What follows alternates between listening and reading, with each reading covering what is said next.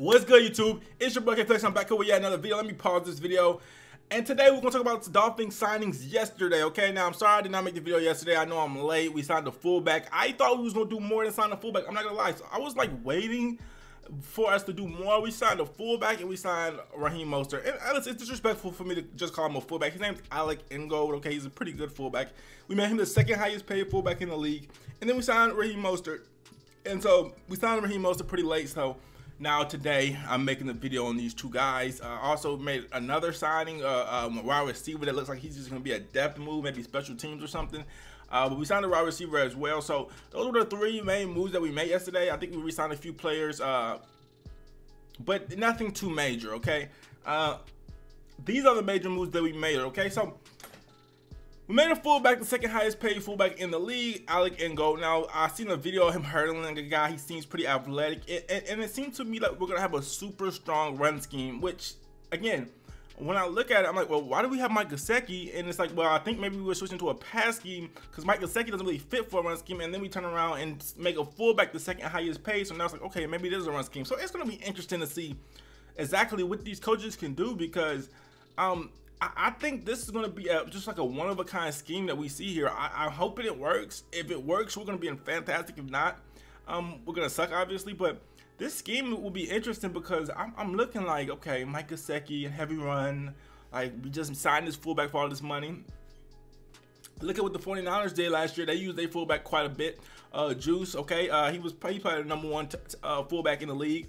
So it was important for us to get a good fullback. I didn't think of it, but it was important for us to get a good fullback. So I'm glad that we ended up getting Alec Ingold, who's the best fullback that was in free agency, okay?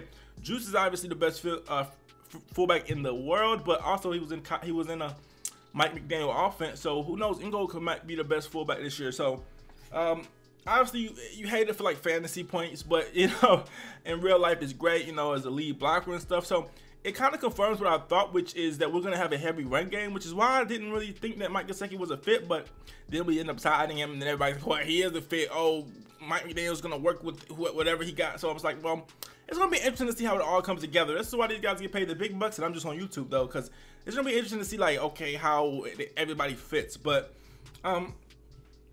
Alec Ingold is the signing. Don't hate it. I kind of love it. I'm just ready to see what the offense is going to be like, though, because we haven't made a lot of moves that I was anticipating. All right, so that was one of the signings.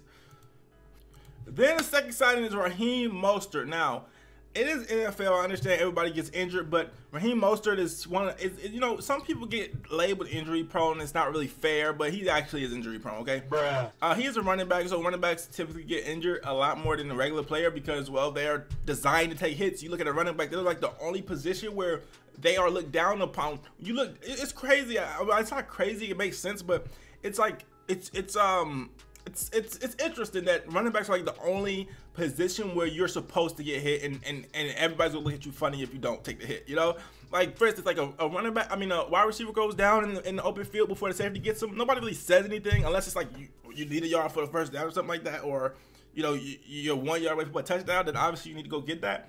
But like for the most part, nobody said anything. Hey, the receiver catches the ball, runs out of bounds. Nobody really cares. You know, a quarterback, obviously nobody definitely doesn't care if he avoids a hit.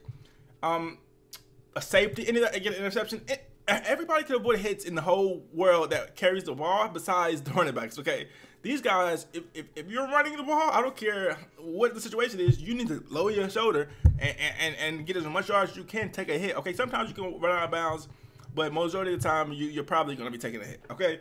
So it ain't like they're going to be ever running and then they're going to see a safety and they're going to just like go down. No, most of the time they got to, you know, take the hit. So that's pretty much why they get injured the most, because they get hit the most. And Raheem Mostert, he's pretty injury prone, but he's really, really good. He's fast. He's one of the fastest players in the league.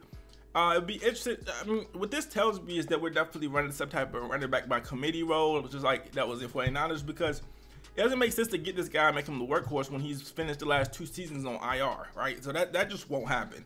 So we're definitely going to be running some type of running back committee.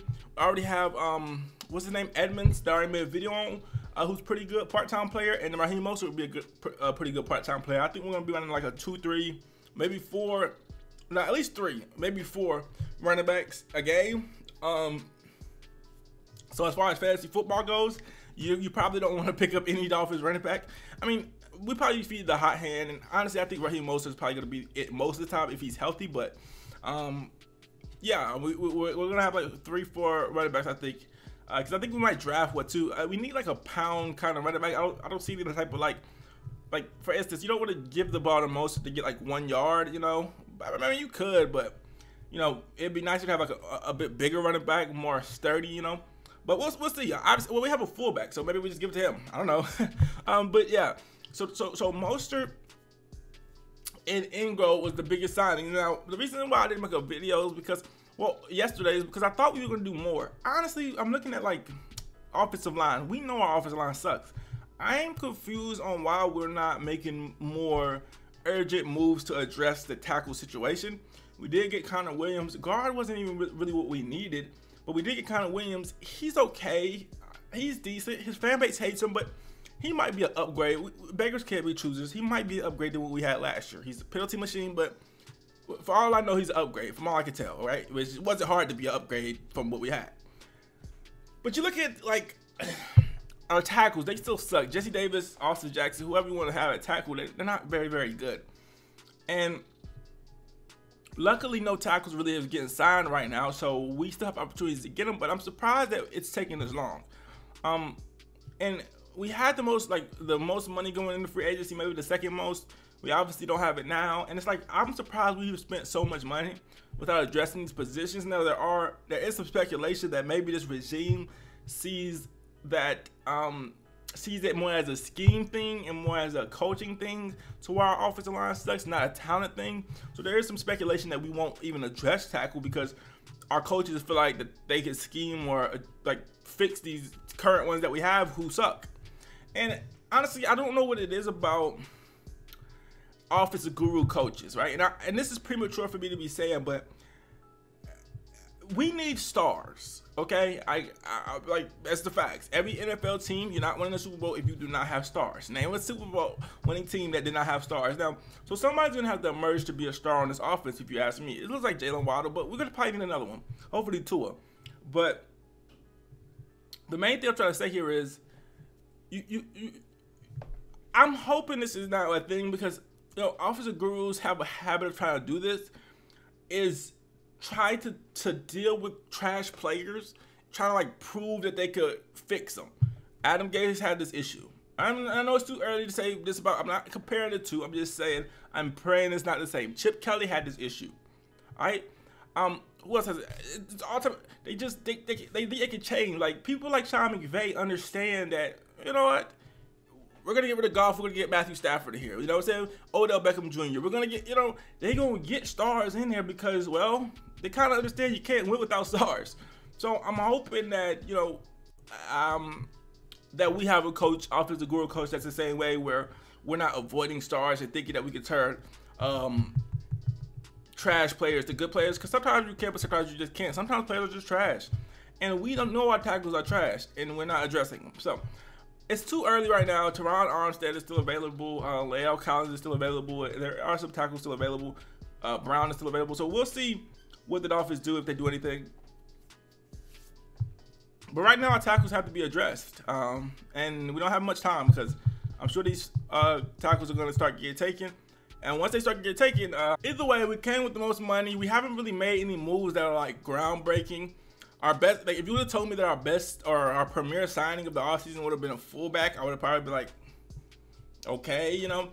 But with the most money, you expected kind of bigger splashes. And again, winning free agency doesn't win football games, but neither does losing free agency. So we'll see how it works, you know what I'm saying? We'll see how it goes, see if we have any more moves. Get in the comments what you guys think, like, comment, subscribe about these other two signings. Here's your boy, I'm out.